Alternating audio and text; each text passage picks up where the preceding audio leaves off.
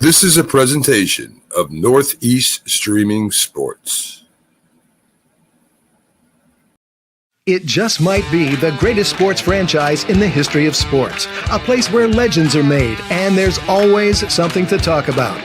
Get ready to immerse yourself in pinstripes. Start spreading the news, hosted by Paul Semendinger and E.J. Fagan, a couple of doctors with a prescription for Yankee fever. And now, here's Dr. Paul Semendinger and Dr. E.J. Fagan. Get ready to start spreading the news.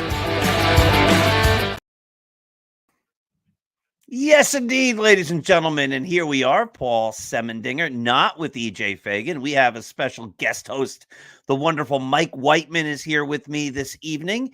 And Mike and I are going to spend the next hour with you talking Yankees baseball. But a programming note, we are coming to you recorded.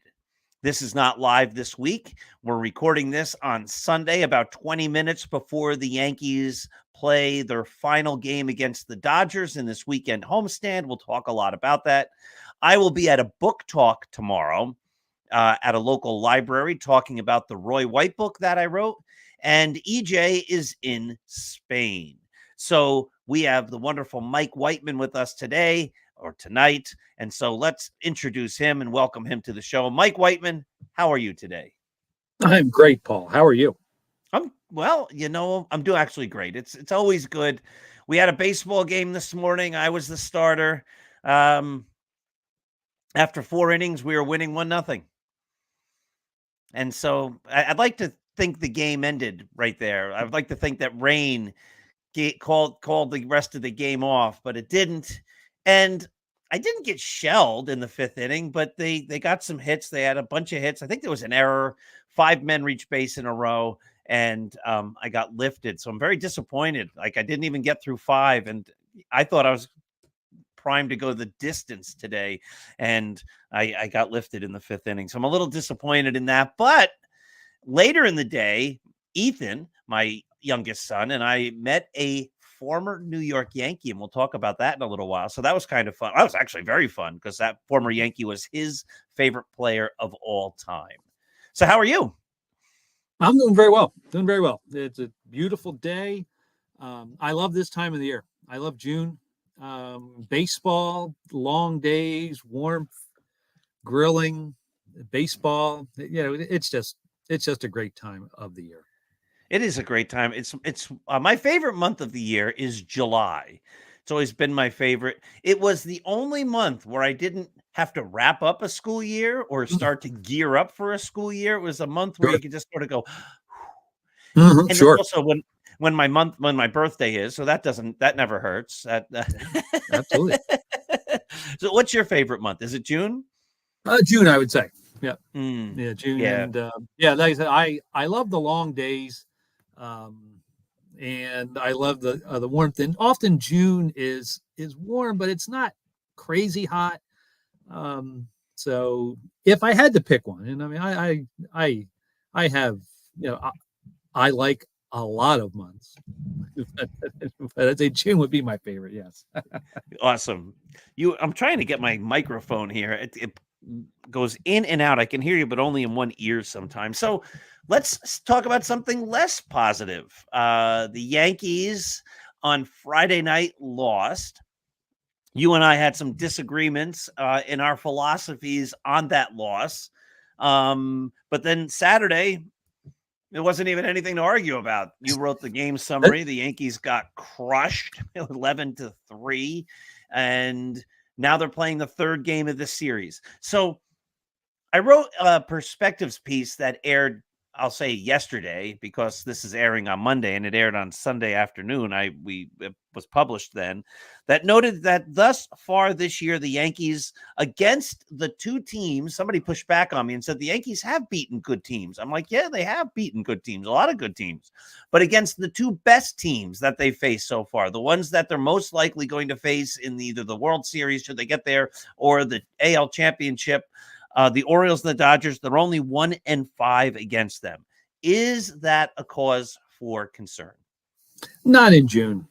It is disappointing I think especially this Dodgers series, I think we were all pretty hyped up for it.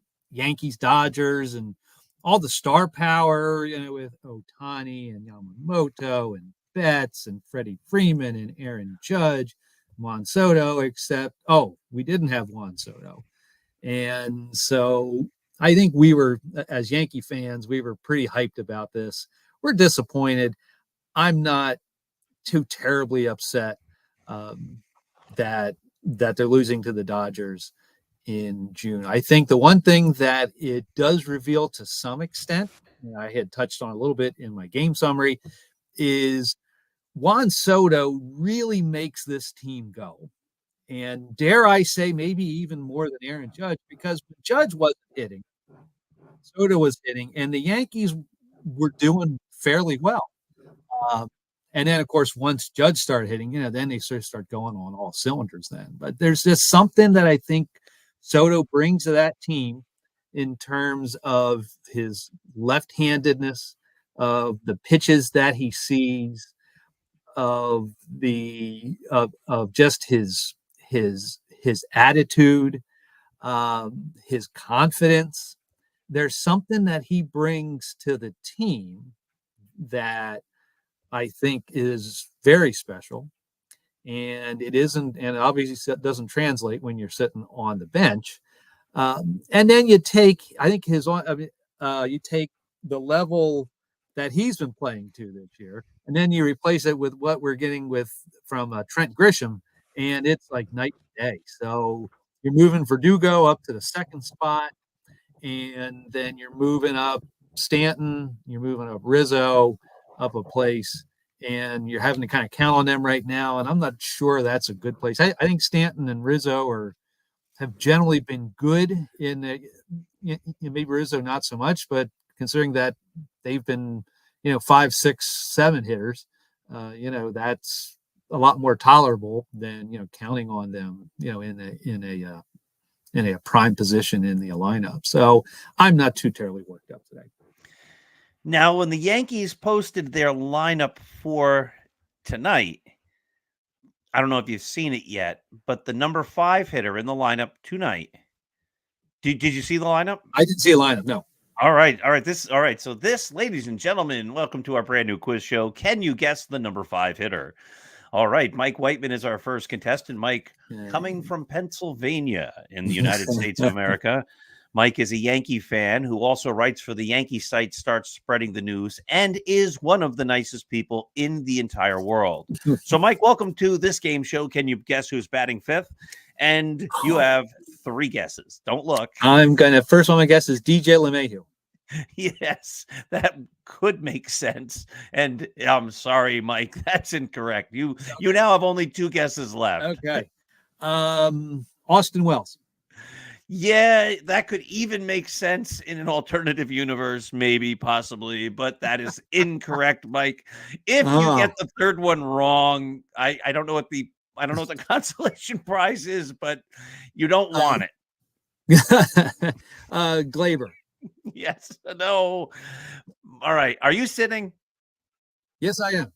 All right, because you need to be sitting, and I please anyone who's watching this right now, if you're standing, I'm going to ask you, and if you don't know the answer, I guess the game was played already because we're doing this airs on Monday night. But last night, the Yankees' number 5 hitter was Trent Grisham. Oh my! Okay, maybe there's something Boone sees that you or I do not, because I think Grisham's batting around 080, I believe. So I'm assuming then. So is Stanton batting 4th? Yes. So Judge and Stanton, which is something I rail against. I'm not happy with that, but they are batting 3rd and 4th. I'll give you the lineup. Let me Grisham, Gleyber. Here's the lineup.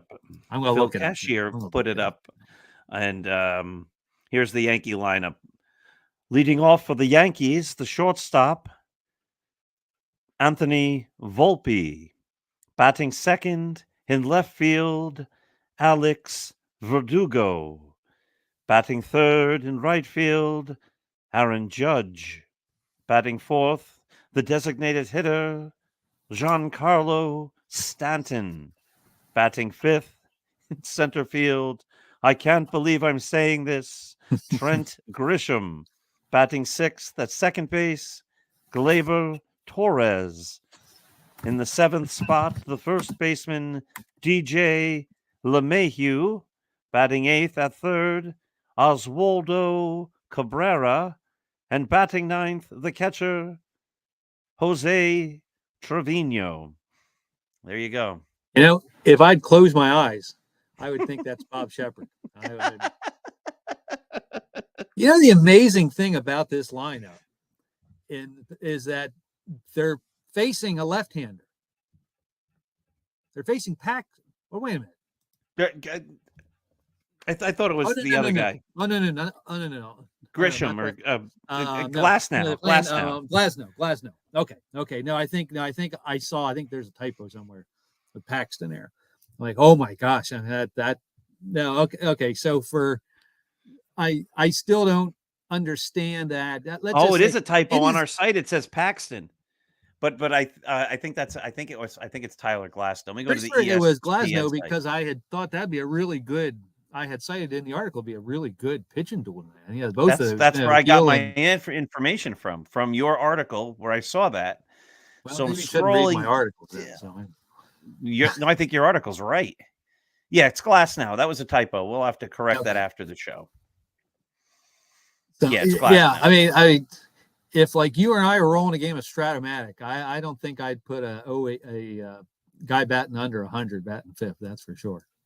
Crazy, right? So tell me this: am I wrong when I railed the other night about Trent Grisham?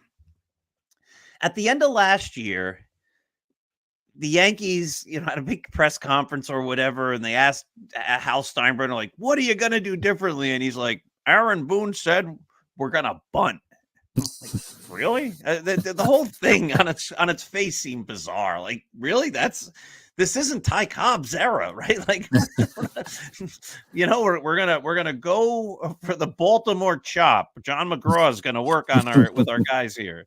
But okay, fair enough. If that's what you think's gonna help you, I don't expect Aaron Judge to be able to bunt. I don't expect Juan Soto to be able to bunt, though he has. I don't expect Giancarlo Stanton to be able to bunt. But if I'm the 26th guy on the roster and I'm barely holding my spot and I'm Trent Grisham, wouldn't you be, as the manager and the hitting coach and the staff and everybody, working on bunting with this guy so that when the one opportunity comes up for him to be able to bunt, he can bunt? And this was he couldn't do it. I don't know. It's frustrating. I mean, he needs to get it down. And I mean, the thing about it is that he is a good bunter. And so if you look at the stats, it was in 2022, I believe, he was among league leaders in sacrifices. Now, folks don't sacrifice like they used to back when you and I were younger, back in the 80s. Folks would do 30, 40 sacrifices, guys like Tim Foley and, they drop down bunts after. So you don't see it. Now, again, Grisham only had I think 7, but that was amongst the leaders. So it's not like he can't do it.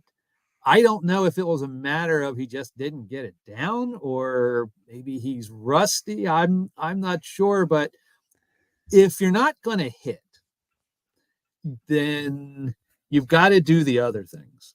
You've got to field well, and I think by all indications he's doing fine. That you got to run, you got to bunt, you got to do those little things, and so that doesn't bode well. And part of me wonders with Grisham.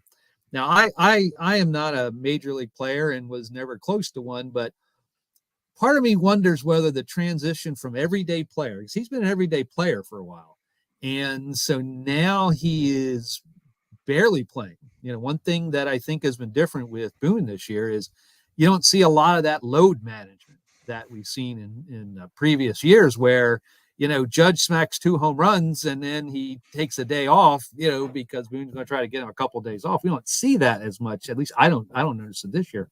So Grisham's really sitting a lot. And part of me wonders how difficult is that.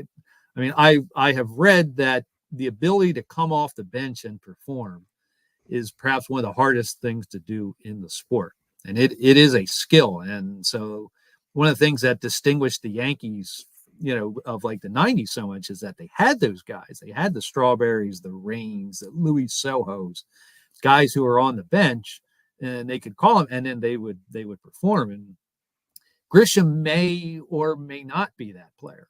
And it is something, we're going to talk about, a little bit about, places to upgrade, and and I think they need to figure out whether Grisham can be that guy. Yeah, I agree. So let's do that. I asked the question in the readers thread, which publishes every Sunday at 10 a.m. And we asked the question is, what's the Yankees' biggest need? What do you, I think we could say there's needs at first base, third base, maybe second base, in the bullpen, maybe some other places, but I think those are some obvious ones. But of those or something else, what do you think is the biggest need? What's the Yankees' biggest need right now? Well, I think at some point they have to upgrade the bullpen. And so they have gone in on kind of the toolsy bargain hunting for the past few years, and they've had some good results. And you get guys like Ian Hamilton, you get guys like Nick Birdie, they've and Luke Weaver, and so there has been some success there. And you can't sign a bunch of free agents to go positions 1 through 8. We have 8-man bullpens anymore, so every one of those folks can't be an expensive pickup. So it is great to see the Yankees be able to find those folks on the cheap, but it seems like those folks who are usually 5, 6, 7 in the bullpen are now doing a lot of more high leverage things. And I think they need to get, especially as we get towards postseason, going with the assumption that the Yankees will be in the postseason, you've got to have guys you can trust in innings 6 and 7 and 8. And right now, if the postseason started today, I think you have Holmes, who you trust, even though he kind of gives us a bit of nerves when he's out there. I think you trust Holmes. Luke Weaver's looked great. I don't know how he would perform in a playoff situation. Canely has postseason experience, but I'm not sure whether he's back or not. And at 100%. So right now it's Holmes and keep your fingers crossed. So if I had to, one would be number one would be bullpen. 1A for me was I would just like to have another bat. I would like to have another big bat. I am so used to the Yankees just pummeling people, and you get, even when things are going well, that 7, 8, 9 spot in the lineup, could still be improved. So where do we find that bat? What I'm not asking for players, because we sit here and we the Yankees could get Luis Robert. I mean, we talked about that a lot over the winter. It looked like the White Sox are going to get rid of Luis Robert, and he could be the center fielder. And none of these things ever come. Very few of them ever come to fruition. We make these grandiose. This is the guy they should get. So unless you want to, specifying a player who you think the Yankees could get, which position then? Is it first base to fix Rizzo? Is it second base to upgrade over Glaber? Is it third base to upgrade over DJ and or Cabrera? Or is it a catcher to upgrade over Trevino and Wells? I guess those would be the 4 spots where we could use a hit, or DH over Giancarlo Stanton. Which of those spots, if you were the GM, would you be trying to really find the guy to replace the current guy with? If I could pick, I would pick someone who could play first base and third base and smack about 40 homers. I don't know if that's particularly realistic. If I have to narrow down, I think that third base, I think when Birdie comes back, I think there is a path to a decent third base situation between LeMahieu and Birdie and maybe even Oswaldo. So I think there's a place there for, there's a path to a workable system. I would lean towards first base. I think that's where you're going to find that, if there's a big bopper out there, you're going to find a first baseman in a perfect world. He would be a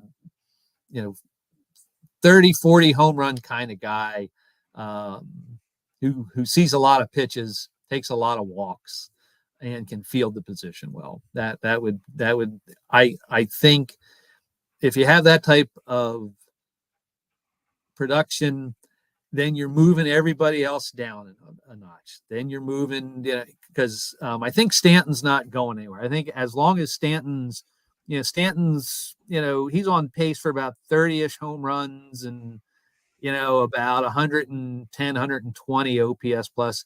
As long as Stanton's doing that, he's not going anywhere. There is talk about Dominguez coming in and moving the outfield and cycling everybody through DH and bench and Stanton, and I don't think that's going to happen as long as Stanton's doing something reasonable. So, but if you can get someone who can be a middle of the order guy, then what you're doing is you're moving Stanton back to, again, 5 or 6 or something like that. And for your number 6 guy, that's probably just fine. But you don't want that particular set of skills that Stanton has at this point in his career. You don't want him in the middle of your lineup.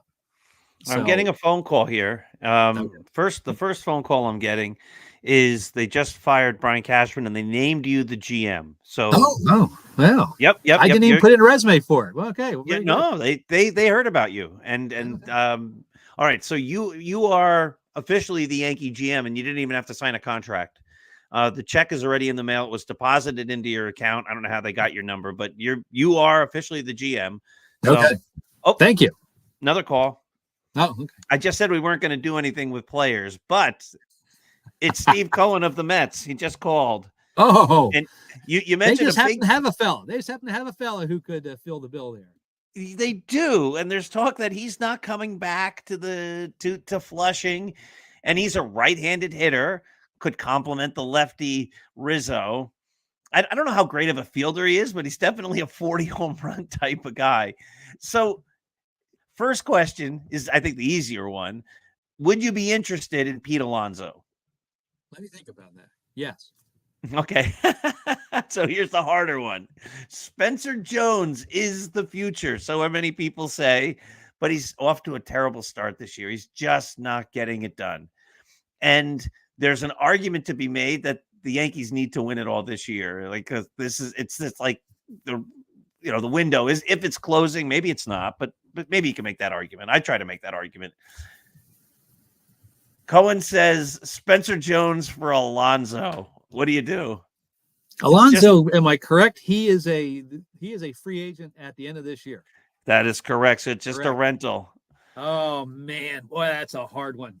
That is a hard one, but I think you're onto something. Being the Yankees need to make the splash this year, because not only has it been too long, not only do we have folks getting older, but we also have to convince Soto that he wants to be here, and I think Soto likes New York. I think seems that way, right?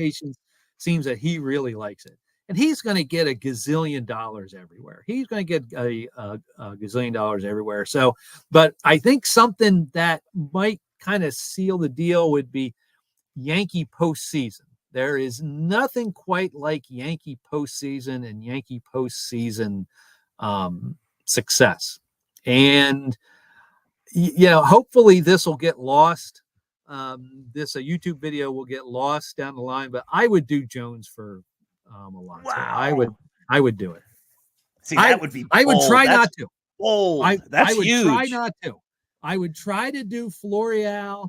I would try to do him. You meant Peraza. No, Pereira. Oh yeah. Pereira. Yeah. I would try to overwhelm him. Pereira, Peraza. Ben Rice, good ball players. I mean, these are good ball players. Warren, I would try to overwhelm him with good minor leaguers. But if he said, you know what, I gotta have it, he says, and then I would also see if I could try to, weasel like a bullpen arm or two out of him. So I don't know what the Mets look like in the bullpen this year, but most teams have a guy or two who could probably be an upgrade over the Yankees right now. So yeah, but no doubt. If it came down to it, like I said, I think this is the year. I don't know what next year looks like. If the Yankees, good golly, if they don't make the playoffs, which would be a major problem if after this start. But I'm not quite sure what the future looks like. If the Yankees get in the playoffs, maybe losing like the wild card. I don't know what it looks like. You've got a manager whose contract ends at the end of this year. Maybe the MVP of the team, his contract ends. And is this the year that Cole could opt out? It is. Cole can opt out. Verdugo's a free agent. Glaber's a free agent. Clay Holmes is a free agent. Mm-hmm. Anthony Rizzo has a buyout, like a option year. Yeah, it could be. So this team could look very, very different next year. So I think if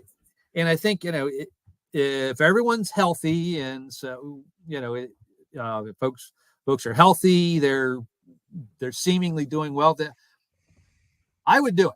I think Spencer Jones looks like he's going to be a really, really interesting player, but it's a cliche, but flags fly forever. And this isn't something, like you and I remember, of course, the old days when the Yankees would deal all these young guys for, like the Jay Buhner for Ken Phelps and things like that. And those were teams that really weren't in that much of a position to win, and they would still, deal those guys. So Alonso is a pretty special power hitter too. So it would be interesting. That's great. You know what? I'm going to follow you. So if this video gets out there and people laugh at us for the next 50 years when Spencer Jones is in the Hall of Fame and he makes his Hall of Fame speech and he says, there was a podcast in 2024 and these two guys said I should have been traded. Ha ha! I just hit 7 million home runs and I'm the greatest player of all time. That just motivated me to. That just motivated me to be the best. I'm still willing to say yes because I think this window can't stay open that much longer. Even the good guys like Judge and Cole, they're not getting any younger. It's not a young team. I mean, Volpe's young. Soto, if he comes back, is young. You hope Dominguez is great. Mm-hmm. So let's take a little. We've talked a lot. We might come back to some of these things. But we started the show talking about I had the opportunity to have my son meet his favorite player of all time today. When the Yankees signed Hideki Matsui all those years ago, my little boy, he was just a little kid at the time, Ethan, was just mesmerized that the Yankees were going to get Hideki Matsui. We still have the cover of the New York Post where it says Godzilla on the and it's Matsui swinging. We still have that. But he's never had the chance to meet Hideki Matsui. Hideki Matsui's not all around all that much. And there was an opportunity. He was at a place in Woodbridge, New Jersey today, and it cost a little bit of money. But, sometimes you have to spend money if it's going to be something that's a once-in-a-lifetime opportunity. And Ethan having the chance to meet his favorite player, the player he looks up to the most in the history of the world as a child, your childhood hero. And so he did it. And so here's the photo. There's Ethan wearing his Yankee shirt. There he's got a Tokyo Giants hat on. And there's Matsui smiling. Actually, I have a second picture. He's smiling even a little bigger. Sometimes when you're putting things on the internet and pulling them off a phone, but Hideki was very kind. He was gracious to Ethan, and I've heard of a lot of stories where when you go to things like this and you meet a player that they don't even look up. They just keep their head down. And people said, yeah, I met this player or that player, and he didn't even give me the time of day. Just signed my thing and wouldn't even say hi to me. So Matsui deserves a lot of credit for being engaging and smiling. And as you can see, Ethan's got a huge smile. It's one of those special things. So let's ask you, Mr. Whiteman. Matsui looks good. Doesn't he look? He's Matsui big. like he can still play. He, if it was in a different situation, I was going to ask him if he wanted to play on our baseball team, because he'd be fun. Wouldn't that be great? And I think you remember last year, Endy Chavez, who played a long time in the big leagues, he's in the league. It's not like there aren't former big leaguers playing, and if he's in the area, North Jersey, it would have been great. It'd be great, but he's huge. Again, let me bring the picture up one more time. It doesn't, I don't think it quite shows how big he is. He's a strong, big man. You don't quite get that sense. Obviously he's an athlete. He was a great athlete and he hit home runs and all that. He's Godzilla, but he was even bigger in person than I suspected. So if you could meet any living player or former player, who would it be? Oh goodness. Well, if I go to my favorite ball players, and I've always liked Bernie Williams. I think a great player, but I gather from things I've seen, I gather that he's a really good guy. Mm-hmm. And I if think I get up and turn around, I really can't. But this is a Bernie shirt. This is 51. Can you see? Yeah, I do. Yeah, nice. Yeah, Bernie. I just gathered I have always gathered, and yeah, he always did his job, did it well, without a lot of fanfare, without a lot of controversy, and switch hitter. Sometimes I don't think Bernie gets his due. And so, but again, he's just he's just always struck me as a humble guy, as a decent guy. I would love to go and listen to him at a blues, bar or something like that, and then just chat with him afterwards.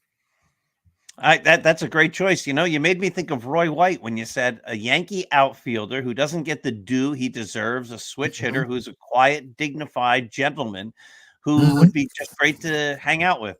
A very similar type of people, Bernie Williams, though I don't know Bernie, but his perspective, the image he portrays. All right, so I would love to meet Bernie as well. And I did have a chance to hear him in concert once. He came to William Patterson University. He did a concert. I brought my in-laws and my wife and my kids, and we watched Bernie play guitar in a charity concert type of thing. So that was really cool. He answered questions from the audience, but you didn't get a chance to actually meet Bernie Williams or get his autograph or take a picture or anything like that. It was you were in a theater, and he played music, and they asked him questions and things like that. So that was cool. And he's a great musician. But yeah, I'd love to have a chance to sit down with Bernie Williams and talk with him. That's a great choice. All right. So how about if there would be one player from the history of baseball who you could meet? It could be there's dead. a lot. Yeah, that's a hard There's one. a lot of folks I would like to meet, but I would have to go. My dad's favorite ball player was Mickey Mantle. Yeah, so I'd have to meet Mickey Mantle.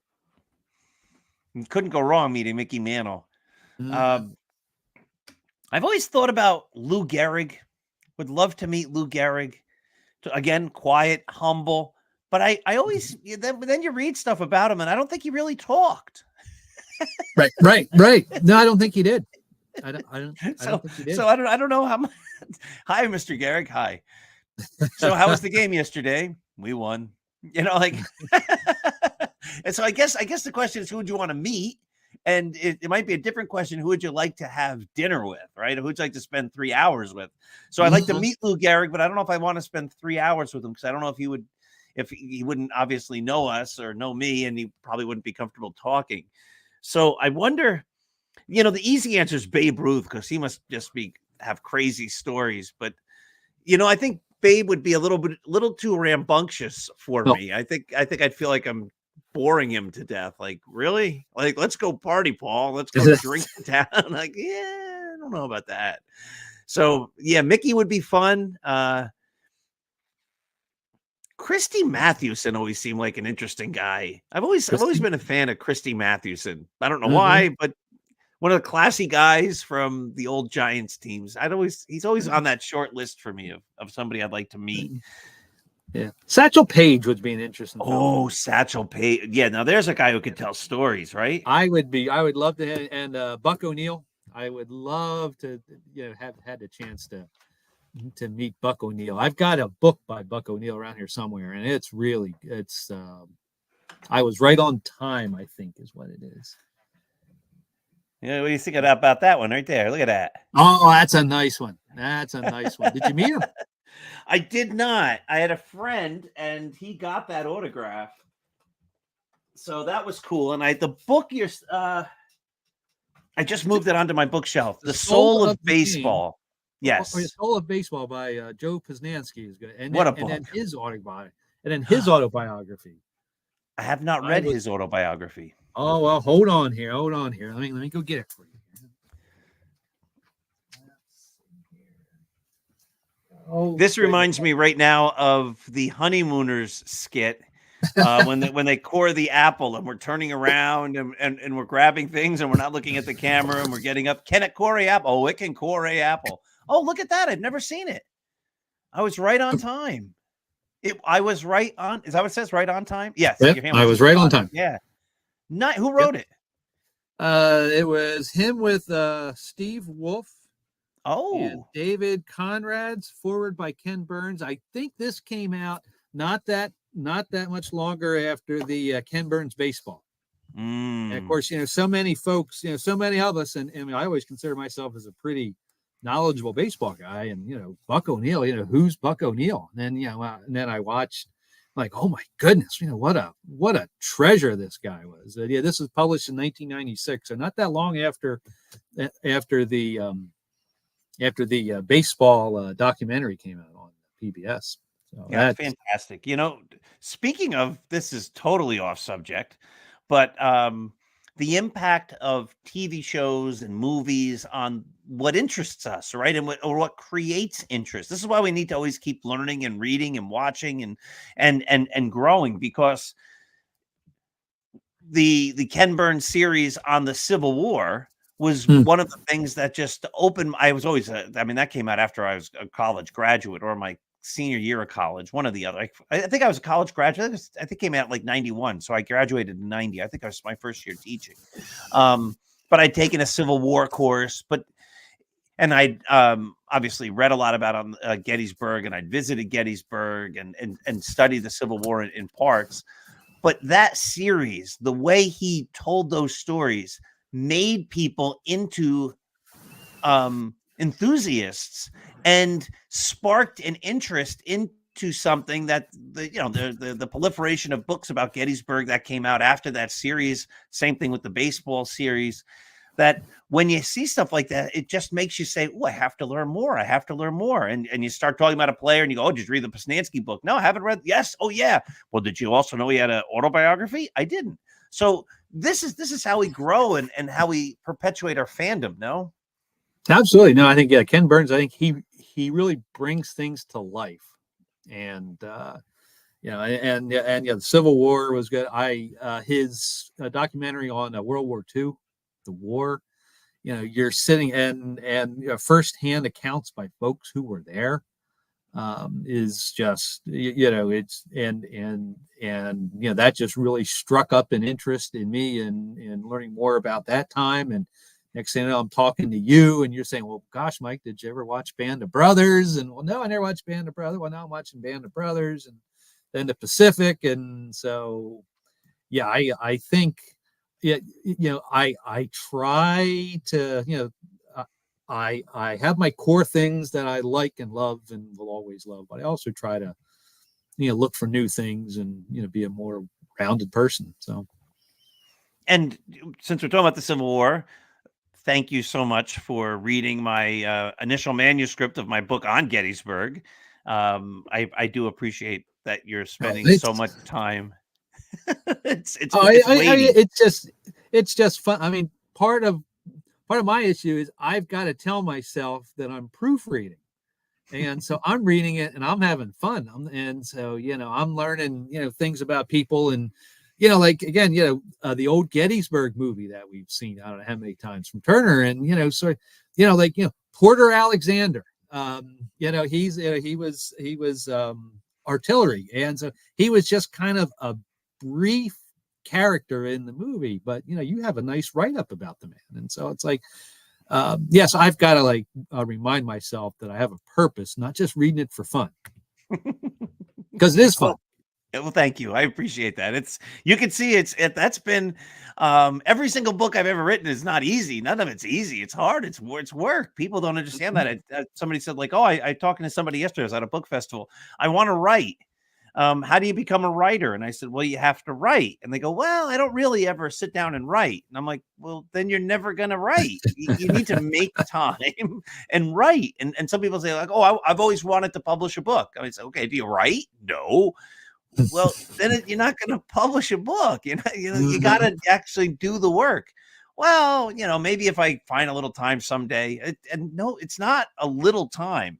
And this book, as you can see, it's taken me a long time because just the one guy, I did not put it in there and I'm forgetting which guy it is.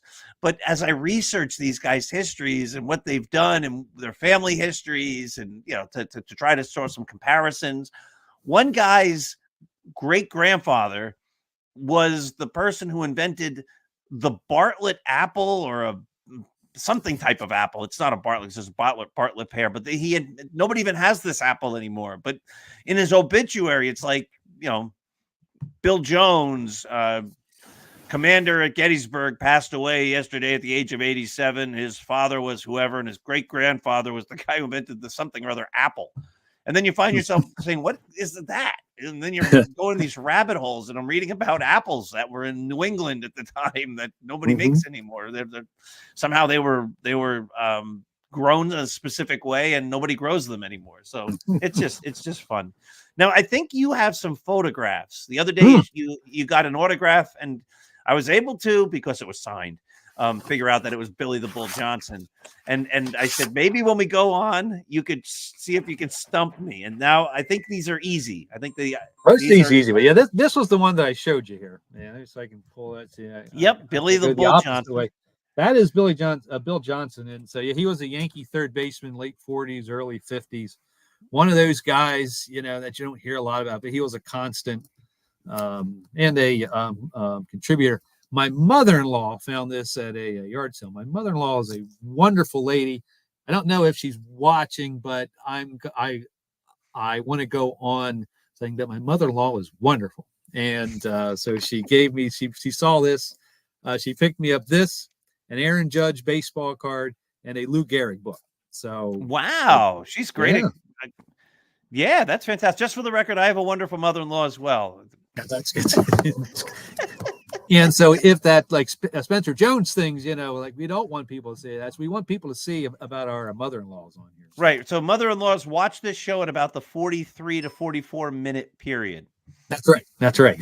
And this is absolutely not like the Honeymooners, because on the Honeymooners, the joke's always about the mother-in-law, and, and all that kind of stuff. So, but yeah, I have some other pictures. I was up in Cooperstown not that long ago, and I went to Pioneer Sports Cards. And so this is my little plug of Pioneer Sports Cards. You can go to those stores and you can spend a ton of money on stuff, or you can spend a little bit of money and get some interesting things. I like the little bit of money because I've got bills to pay. I've got kids in college, so I've got bills. So here's the first one here. They had a bunch of these black and white pictures for like $5, $5 or $6. I can't quite see. Yeah, keep zooming in there. And go up, pull it up. I'm seeing the crowd. Higher. Keep going up. Crowd. There's somebody swinging the bat. It's a right-handed hitter.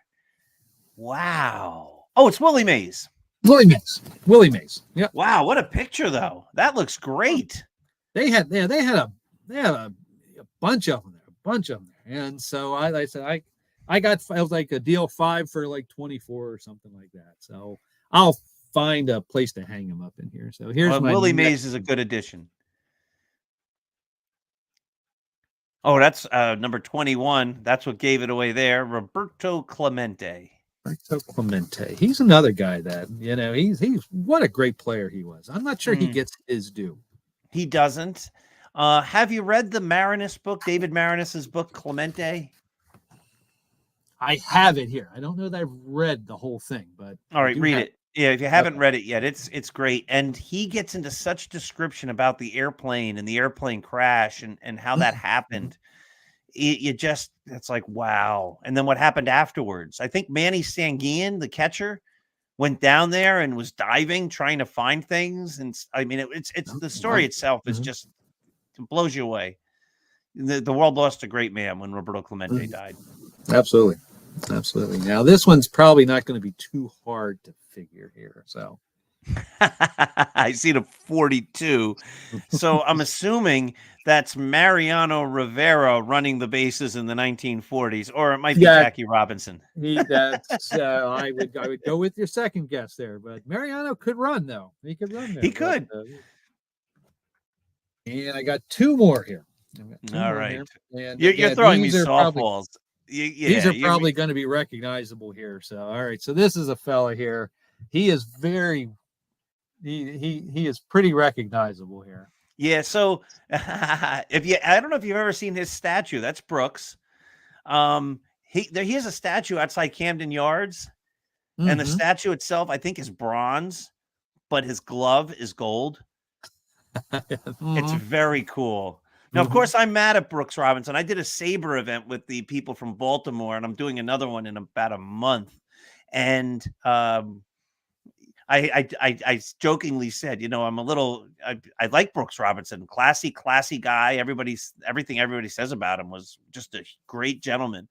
But I do feel that he took some of the gold gloves away from Greg Nettles over here. And if Greg had won a couple of those over those years, instead of just automatically giving it to Brooks, maybe Greg Nettles gets more recognition and is in the Hall of Fame. So I think you're right. I like Brooks, but I hold those gold gloves against him because he took them away from the guy I wanted to get him. I would not disagree on it. I would not disagree. Here's my last one here. And so, of course, I had to get a Yankee here. Nice. Now that, of course, is the great DiMaggio, Jolton Joe.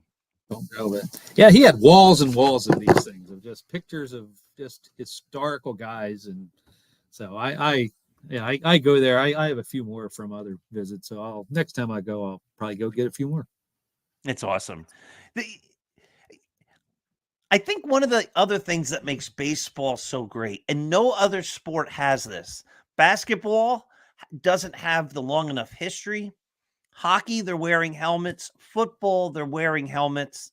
So it's really only baseball that has well over 100 years of history and identifiable people by their numbers, but even by their faces, because we see these people and we recognize them, and there's a sense of knowing. So I sent a text to Roy White this afternoon after Ethan had met Hideki Matsui, and I just said, because I think these guys also need to be reminded of how appreciated they are in life, right? Because once it's all over, I guess you just go about your life. You go do whatever you do as a person. You live your life. And so I just sent him a little text and I said, like, the connection between a baseball player and his fan is something that's very, very special. And today Ethan got a chance to meet his favorite player of all time, Hideki Matsui. And, being around Roy White at events where people got a chance to meet him with signing the book, these stories I had an opportunity to hear of people saying, it meant the biggest moment of my life was when I met you at a store, or I met you at a card show, or you shook my hand, or you waved to me when you were in left field. I think baseball is the only real sport that can make that connection in ways that the other sports can't, where the players like maybe it's because they play 162 games a year. Basketball plays half of that. And in the other sports, again, you can't connect personally because they're wearing things that hide their face, where you can make these connections that last a lifetime. And yeah, I've never met Joe DiMaggio. I've never met Jackie Robinson and Brooks Robinson, but you sort of feel like you know them, right? Am I speaking sense? I think you're right. There is something different about baseball. And again, I'm not being disparaging to other sports here, but if you watch a football game and you watch the people on the field, especially if you're watching from a distance, it's sometimes hard to tell who's who because everyone's got pads and, of course, the same uniform, and everyone's got a helmet. And whereas I think just baseball, just from a superficial thing, like I can sit higher up and I can identify, that's this player, that's Aaron Judge, that's Juan Soto. Now again, Aaron Judge probably isn't too hard to pick up from like a crowd because he's so big, but I think that folks are more recognizable in baseball, and I think that helps make the connection, and that connection of the old player, of your favorite players.